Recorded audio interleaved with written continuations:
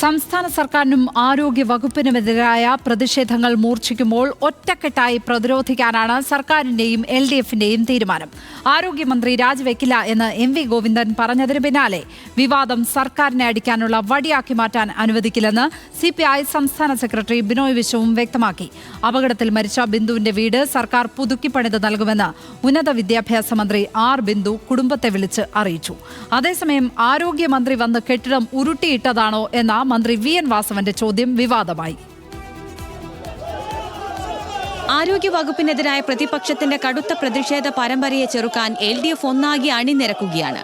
ഒരാളും ബോധപൂർവം ഉണ്ടാക്കിയ അപകടമല്ലെന്നും അത് സർക്കാരിനെ അടിക്കാനുള്ള വടിയാക്കി മാറ്റാൻ അനുവദിക്കില്ലെന്നും CPI സംസ്ഥാന സെക്രട്ടറി ബിനോയ് വിശ്വം വ്യക്തമാക്കി.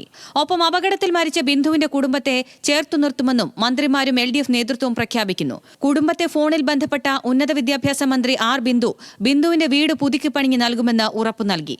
ഇന്നലെ കാര്യങ്ങൾ സഗൗരവം വീക്ഷിച്ച് വളരെ കരുതലോടെ പ്രതികരിച്ച മന്ത്രി VN വാസവൻ ഇന്ന് പ്രതിപക്ഷ സംഘടനകളുടെ കടുത്ത പ്രതിഷേധത്തെ കടുത്ത വാക്കുകൾ കൊണ്ട് തന്നെ പ്രതിരോധിച്ചു. അപ്പോൾ ഇവിടെ ഇങ്ങനെ ഒരു ഏതെങ്കിലും വണ്ടിയോടെ ഉണ്ടാകുന്ന ഗതാഗതമന്ത്രി രാജിവെക്കുക, ആരോഗ്യമന്ത്രി വന്ന് ഉടുത്തിയിട്ടതോ തള്ളിയിട്ടതോ അത്തരത്തിൽ ഉണ്ടായിരുന്നില്ല. ഉണ്ടായ സംഭവം നിർഭാഗ്യകരമാണ്.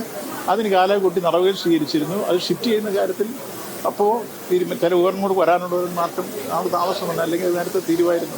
ഒരു അപകടമുണ്ടായാൽ ആ വകുപ്പിലെ മന്ത്രി രാജിവെക്കണമെന്നാണെങ്കിൽ സ്ഥിതി എന്താകുമെന്നും മന്ത്രി ചോദിക്കുന്നു.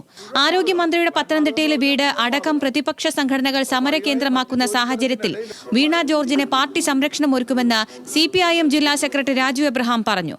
ഈ മാസം 10-ന് പത്തനംതിട്ടയിൽ വിശദീകരണ യോഗം വിളിച്ചു ചേർക്കും. ആരോഗ്യമന്ത്രിയെ കോർണർ ചെയ്ത പ്രചരണം ആ നിലയിൽ മുന്നോട്ട് പോയാൽ സ്വാഭാവികമായും ആരോഗ്യമന്ത്രിക്ക് ഗവൺമെന്റ് സംരക്ഷണം ഒരുക്കുന്നത് പോലെ തന്നെ സംരക്ഷണം ഒരുക്കുന്ന ഉത്തരവാദിത്വം ഇടതുപക്ഷ ജനാധിപത്യ മുന്നണിക്ക് ഏറ്റെടുക്കേണ്ടി വരും. പ്രത്യാക്രമണം തന്നെയാണ് നല്ല പ്രതിരോധമെന്നാണ് CPIM മുഖപത്രം ദേശാഭിമാനിയും സ്വീകരിച്ച നയം. കോട്ടയം മെഡിക്കൽ കോളേജിലേത് ഒറ്റപ്പെട്ട സംഭവമെന്നും മാധ്യമങ്ങൾ അത് പെരുപ്പിച്ചു കാണിക്കുകയാണെന്നും ദേശാഭിമാനി വിമർശനം ഉന്നയിച്ചു. പ്രതിഷേധങ്ങൾക്ക് പിന്നിൽ 9 വർഷം മുൻപ് അധികാരം നഷ്ടപ്പെട്ട അധികാര ദുർമോഹികളുടെ ഗൂഢശ്രമങ്ങളാണ്.